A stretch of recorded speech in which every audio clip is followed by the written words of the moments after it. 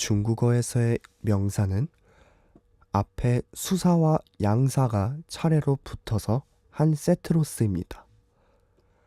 그래서 어떤 사람이나 사물에 대한 단어를 말할 때는 보통 그 단어 앞에 그 대상이 몇 개인지, 사람이 몇 명인지, 나무가 몇 그루인지, 또는 책이 몇 권인지 이렇게 수량을 자세하게 표현해 줘야 합니다. 구체적인 수량을 모를 때는 어림수나 의문사 또는 우리말의 뭐뭐들에 해당하는 복수 전미사를 사람 뒤에 붙이면 됩니다.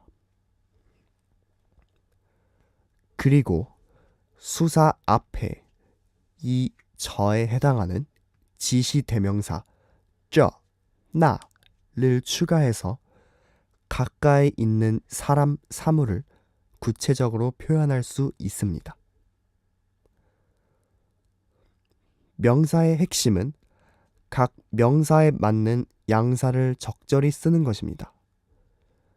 예를 들어 우리가 이 책을 这个书라고 해도 중국인들은 알아는 듣지만 굳이 교정해주지 않을 겁니다. 하지만 这本书라고 정확히 표현한다면 듣는 태도가 달라질 겁니다. 그럼 양사를 의미에 따라 구분해 보겠습니다. 먼저 가장 많이 쓰이고 만능이라고 할 수 있는 것은 우리말로 몇 개의 개에 해당하는 끄어입니다. 이것은 사람, 사물은 물론 추상적인 개념까지 거의 모든 영역에서 다 쓸 수 있습니다. 그래서 만약 어떤 양사를 써야 할지 모른다면 그냥 끄어를 쓰면 됩니다. 하지만 수준 높은 중국어를 위해 명사마다 다른 종류의 양사가 어떤 것들이 있는지 자주 쓰이는 것만 보겠습니다. 사람과 관련된 양사입니다. 대표적으로 끄어와 웨이가 있는데 웨이는 더 격식 있는 표현으로 우리가 높여야 할 사람 앞에 씁니다.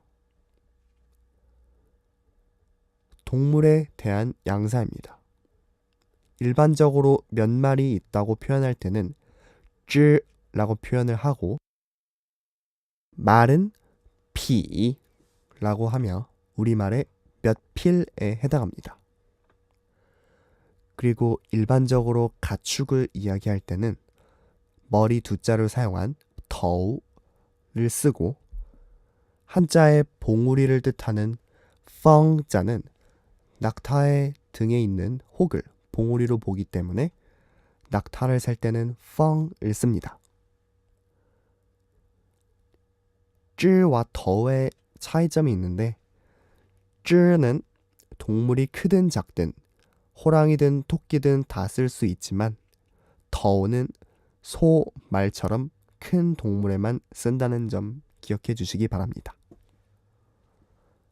다음은 식물과 관련된 것입니다. 식물은 큰 나무의 경우 몇 그루 또는 작은 경우 줄기나 몇 포기 이렇게 표현을 하죠. 이것은 모두 동일하게 크 또는 쪼로 표현을 합니다. 다음은 손으로 잡을 수 있는 작은 물건이나 손잡이가 달린 것입니다. 이것은 바로 표현을 합니다. 커다란 건축물이나 산 같은 경우는 쪼, 탈 것은 량, 열차같이 기다라거나 사람이 일렬로 서 있는 그런 경우엔 리에, 짐짝이나 옷, 사건같이 그러한 짐 같은 것들은 찌엔, 종이로 된 것, 넓고 평평한 것은 짱, 이러한 것들이 있습니다. 그리고 무리를 세는 단위로는 춘과 피가 있는데 쥐는 규칙 없이 그냥 단순히 모여 있는 것이고 피는 규칙 있이 정렬해 있는 모습입니다. 그리고 두 개가 짝지어 이루어진 것은 슈앙인데 짝지어져 있지만 서로 상반되는 것들이 모여 있는, 예를 들어 성별, 좌우 등의 방향 또는 옳고 그름이 합쳐져 있는 경우는 뚜에로 씁니다. 양사의 종류는 너무나 많습니다. 결국 이것들은 어휘량의 문제이지만 제대로 파악한다면 더욱 정확한 문장을 구사할 수 있기 때문에 이러한 것들은 기본적으로 알고 계셔야 할 것입니다. 제가 아래 설명란에 사이트 링크를 추가해 놓았는데 양사들을 더 알아보고 싶으신 분은 방문해 보시면 되겠습니다. 여기까지 명사 그리고 명사의 수량을 나타내는 수량명 세트 중에 양사와 명사를 보았습니다. 그런데 양사는 이 명사의 수량뿐 아니라 동작의 양도 표현할 수 있는데 이를 동량사라고 합니다.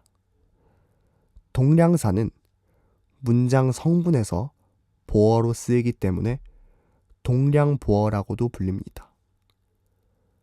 동량사는 이후에 보어편에서 다루기로 하고 다음 시간에는 중국어로 숫자를 어떻게 정확히 표현하는지 알아보도록 하겠습니다.